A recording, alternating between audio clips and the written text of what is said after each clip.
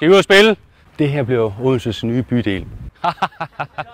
Jeg er ikke lige dresset på til det. Nogen vil kalde det Odenses kommende skattekammer. Det er i hvert fald en perle i byudviklingen. Har I polterappen? Okay. Spændende, attraktive miljøer ned til vores havnebassiner. Hvem er den heldige? Spændende boliger ved at blive bygget i øjeblikket. Tillykke. Og det, jeg synes, der er utrolig spændende ved de her byggerier, det er, at de er så forskellige.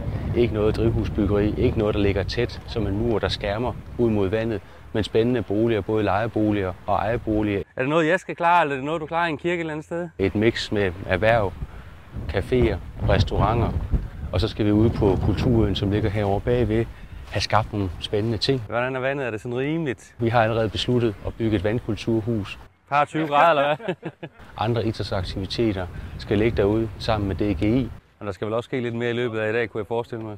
I det hele taget får vi skabt noget storbyferie i området, der yderligere gør Odense til et attraktivt sted at være, men altså også et attraktivt sted at bo. Er klar? Ja.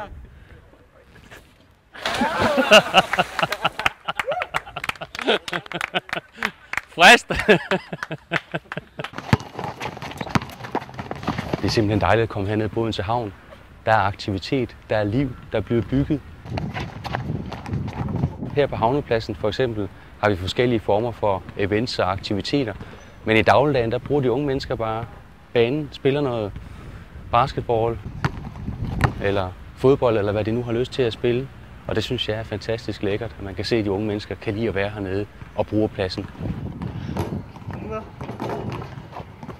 Og lykkes det. Tak skal I have.